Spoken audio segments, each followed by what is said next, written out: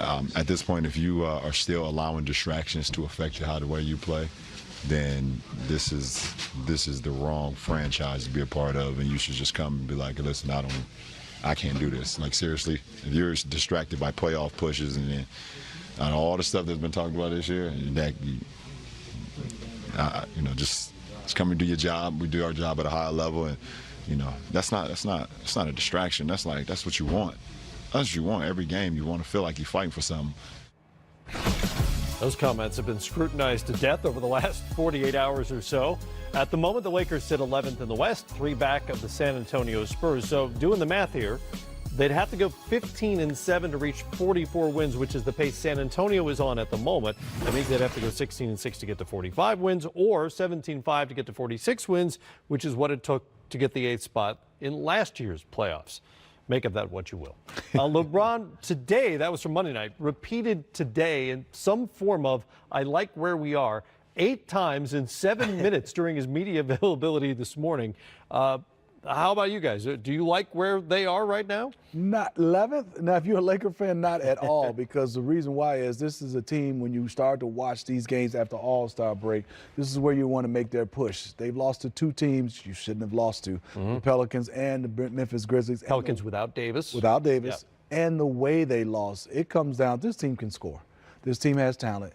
They have to defend and effort, and I'm not getting a chance to see this. They are having some lapses on the defensive end, and a lot of it is LeBron James. He's going to have to lead this team defensively, in my opinion, Sekou, for them to get back and to be able to have a chance. And this is right here.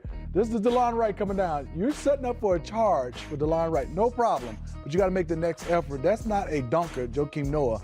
Now, look at the distance he's away from his guy. And watch Lance Stevens over there. No one's on the same page. You're putting up your hands right now, and everybody's looking. When you get 3, 4, 5 guys, bench on the court, and coaches going, there's sometimes, Matt, we can do everything right. I rotate right to you, and you hit it. You go, man, I did everything right. Right. But when I'm this far away from you and no one knows the rotations, where you gotta know rotation, especially on a team like that with LeBron James. You can play fantastic defense, right, and you go, I just got to pat Matt on the back. He's hot tonight. We were there. No, guys are getting wide open shots, and everybody's doing like this and looking at each other and pointing at each other. That's a problem right now for the Lakers. You hear teams all the time talk about playing on a string defensively. All our guys are connected defensively. This is the most disconnected defensive outfit that I've seen all season in terms of a team that was supposed to be in the playoff mix as of Christmas in that top 4 in the West, and literally the bottom has fallen out. You can blame whatever you want, but they're watching film, Smitty, the next day, just like we are.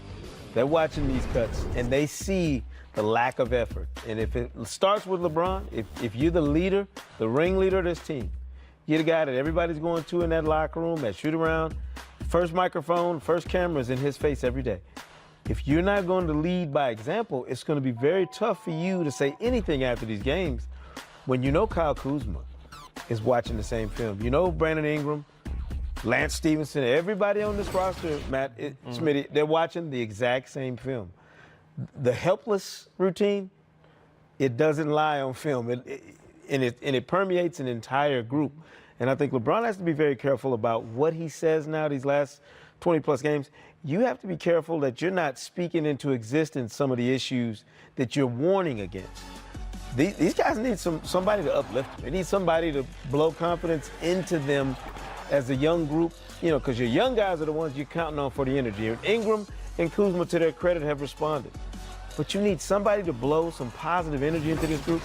And they need a 3 or 4 game stretch where they reel off some wins. The problem is the games that on paper look like they would be opportunities for that have turned out not to be. Right. They got lumped up by the Hawks. They've allowed some teams who weren't supposed to do what they did to them to really derail this stretch run of the season. You got to be careful now, because now you got all these other forces, outside forces, playing on a pressure-packed situation for a group of guys that LeBron keeps reminding us have never been here before. They don't understand how to fight and be in the moment. Well, that's in the preseason, Matt. Good. The reality show. It's a reality show, and it's still going to be a reality show, and it brings in more people now when you're losing it. Now, look at it. We talked about it. We all know Luke Walton was on the hot seat real early in the season. I don't know how much he's engaged of what's going on. All these guys been mentioned.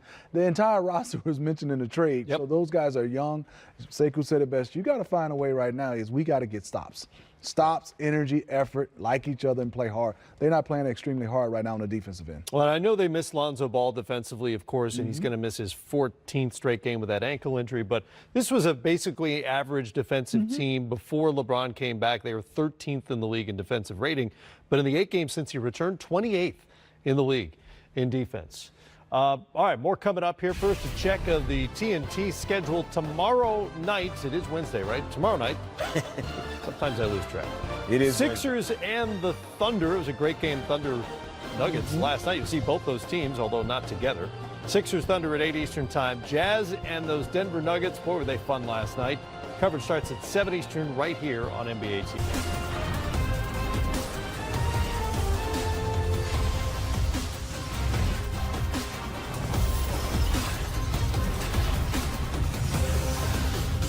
James Harden failed to score 30 points for the first time since December on Monday night in a win over the Atlanta Hawks. What are we going to do with ourselves? You said December last year, huh? December 2018.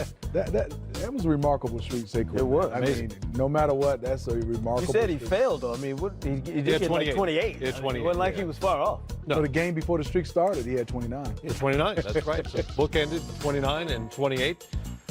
Warriors back at work tonight. They continue their Eastern Conference road trip. Second stop tonight in Miami, where DeMarcus Cousins will not be available for Steph Curry and friends against a struggling Heat team that has lost 6 in a row at home. Meanwhile, in Boston, oh, what is going on with the Celtics? Drama, losses, too many players. Time for Brad and Danny Ainge. I want to hear from them, Matt. Okay, we're going to hear from at least Brad Stevens. I don't know about Danny Ainge. Coming up in this edition of Game Time. You kind of answered all the questions. But we'll go into more detail on the Celtics here on Game Time Live. Good to have you with us. That's Sekou Smith right over there. Steve Smith right over there. My name's not Smith. It's Matt. Good to have you along with us. On this hump day, we will start with the Celtics, who cannot seem to get over the hump lately. They are back home tonight against Portland, trying to bounce back from last night's blowout in Toronto. The C's gave up an 18-0 second quarter run that took them out of the game for good. They shot just 38%, what turned out to be their most lopsided loss of the season, 118-95, as the two teams wound up splitting their season series. So after winning 10 of 11, Boston's now lost 5 of 7, giving up 116 a game over that stretch on 48% shooting. Back on the horse tonight against the Trailblazers. As promised, here's head coach Brad Stevens. Hello. Just starting off the latest with Terry and the knee soreness. So Brad is playing, Terry is not. Terry aggravated a tendon in his knee that had been giving him some discomfort in the fourth quarter. I believe it was on that dunk. Was able to play through it. Sore after the game. A little bit more sore today than expected. And then I was told right before we walked through that he's unavailable. Any update in terms of Aaron's progress going forward? Yeah, Aaron had a great day today. He worked out, and we're going to see how he feels tomorrow. And then I would say that Friday is unlikely. But beyond that, you know, I think he could play anytime in the days after that, depending on how he comes out of today's workout. Coach, after last night, is a tough game back to back. These guys are really good. They're really good. They're, you know, I think that first of all, they just have a great way about them. They play with such force offensively. Now with the ability to post different guys, and then the way that they run off screens, the way that they hit you on screens, and then ultimately the way they shoot the ball with those guys. It's a really impressive team. Obviously the 5th-ranked offense in the league, and a team that's been together and really understands how they want to play on both ends. So heck of a challenge. They're one of the hotter teams in the league, and we're running into that quite often right now. And that's part of it. So, you know, we know we have to play really well to have a chance. What stands out about their interior presence as well? 48 minutes of guys that can post now. I think when they came off the bench before, they certainly have good players in Collins and Leonard, but they ended up stretching you more than Nurkic and Kanter, where those guys just, get the ball in the seams or get the ball in transition or get the ball in the block and go to work.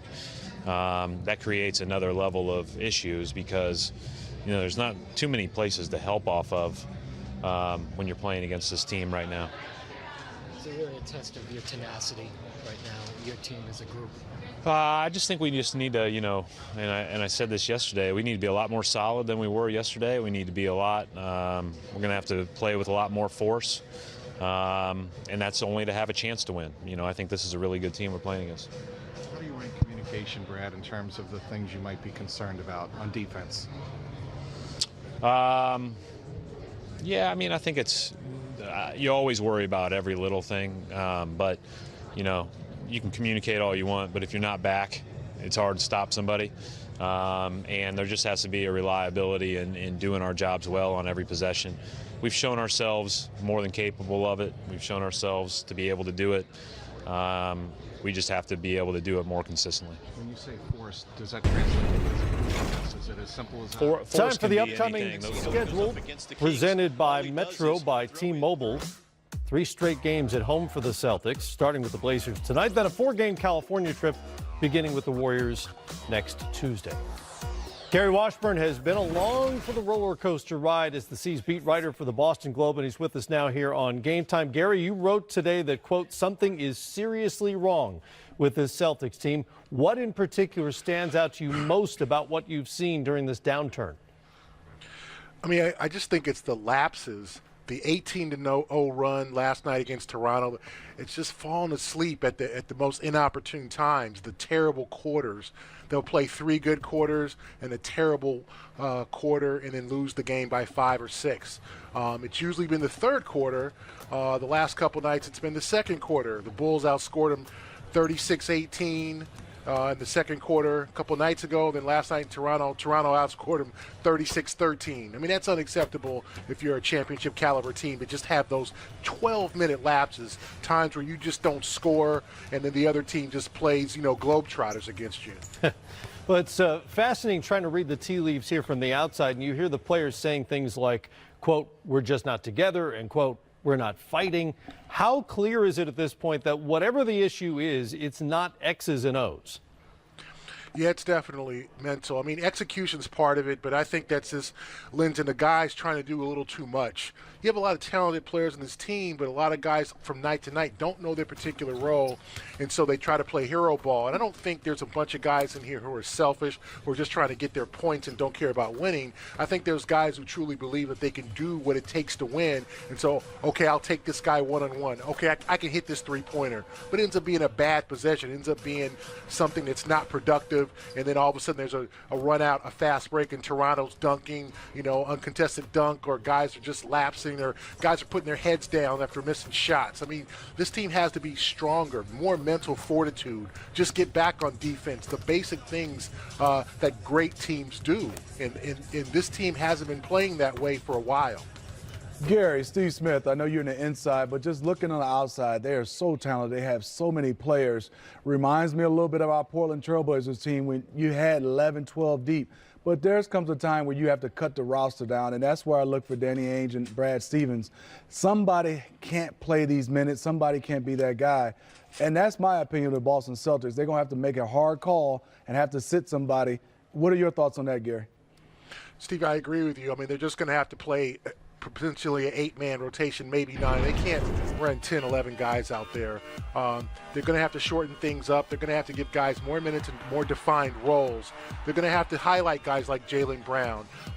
It might be to the point of taking a guy like Terry Rozier out of the rotation, or putting a Brad Wanamaker in, or taking a guy like Daniel Tice out. They're going to have to figure something out. I think they need to use rookie Robert Williams more. He's a rim protector, a guy who can, catch those alley-oops. He's kind of like a baby, low-budget Tyson Chandler at this point in his career. Maybe they can throw him in for minutes as they did last night against Toronto. They're going to have to do something, but you're right, Steve. To sit there and run 11 guys out there and go, okay, do what you do, and guys not know their roles, not know how many minutes they're going to play, not know they're going to play in the fourth quarter, or when they're going to get taken out of the game, that's really rough. Gary, should we read anything into Danny Ainge being in that locker room talking to Kyrie in front of his locker after that game? Is there something more going on? Is this about some long-term, preventive care you're doing with Kyrie, or is this just about right now getting this team back on track? Sekou, I don't think it's too much to look into it besides Kyrie maybe venting a little bit, or maybe Danny saying, what do you see out there? What's going on? And, just kind of fostering that relationship. They still think they have a chance to bring Kyrie back. As remote as that is becoming day to day, they still think they have a chance to sign him to a long-term deal. So you want to make him comfortable. And if you're Danny Ainge, you want to talk to Kyrie and see what he thinks. This guy's a champion, an Olympic champion, a multi-time All-Star. So he knows what's going out there on the court. Now, whether he can fix it or not, that's another question. But I do think that it's significant that they're talking, that Kyrie isn't icing people out, or he isn't, he's being short with us. I think they're getting a little bit impatient with the media. That's always the case. But I do think it's a good sign for Celtics faithful that him and Danny are communicating. Well, he certainly was short with you guys last night, watching his post-game comments with the media assembled around him. But that is part of the equation here, the specter of the offseason that looms in just a few months from now. And this week, of course, there was the Athletic report from Shams Charania that Ainge made clear to the Pelicans that any Celtic, quote, can be available this summer. How has that news been received? I mean, these guys have social media. They read articles. They know that this team is potentially going to make an offer for Anthony Davis in July, and a lot of guys like a Tatum and a Brown and even a Rozier and Marcus Smart know that their names could be in that trade. So guys understand, and that doesn't help matters at all, because there's already a level of uncertainty with this team, because with Marcus Morris being a free agent, with Kyrie's situation, Al Horford can opt out. Terry Rozier is a restricted free agent. This team can be significantly different next year. So there's already been a pressure on this team to perform this year.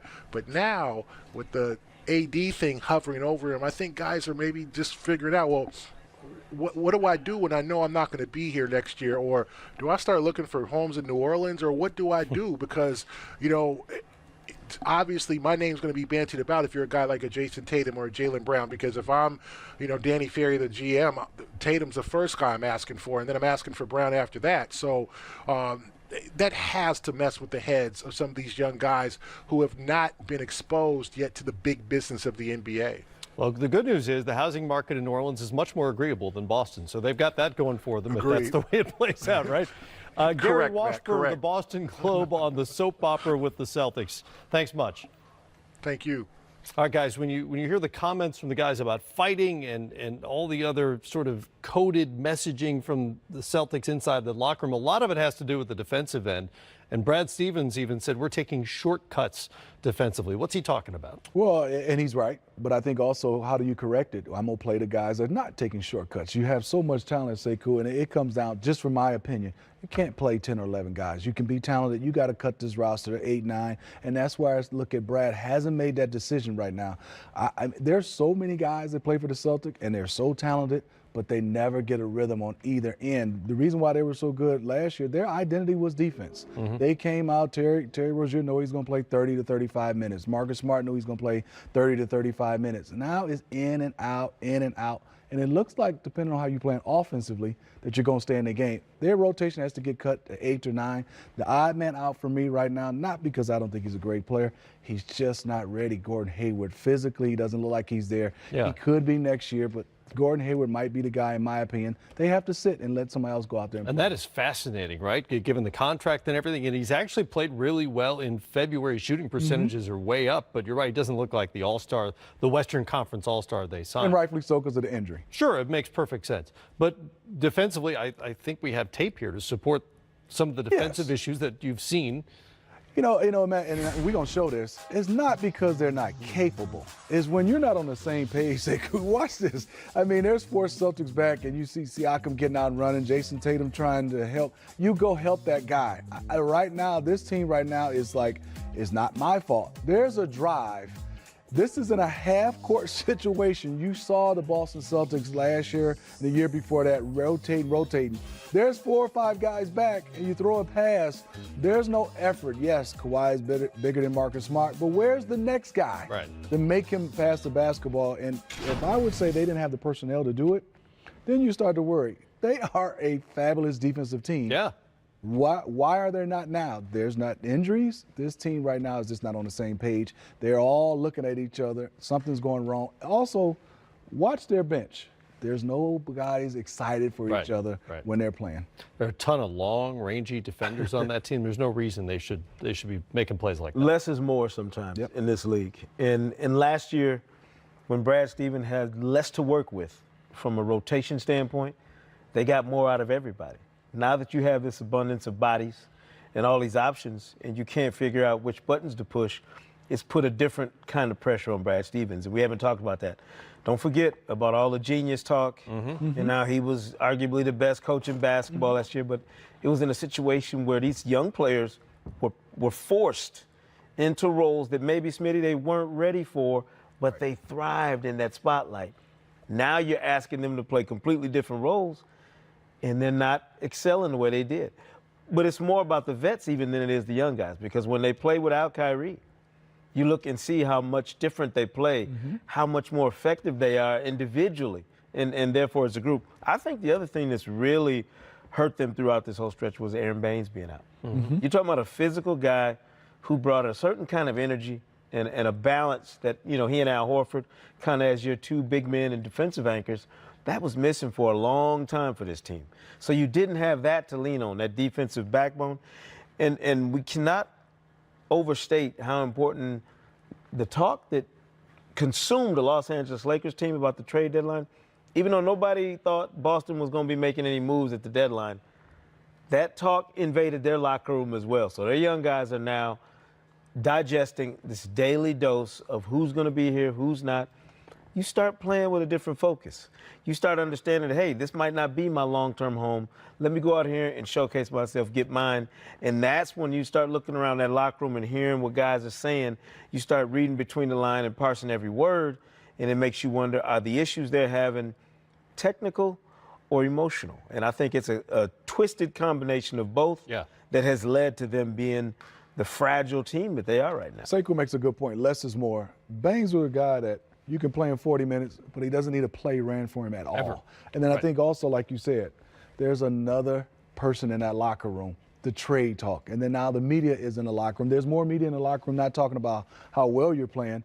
Do you feel you're leaving? Where's Kyrie going? I think now the distractions, and that's where it's going. That's the business of basketball. You still have to be a pro and still come out there and do your job. It's Brad Stevens' 5th year on the job. He's improved in wins every other season. This is setting up to be the first disappointing season since he arrived in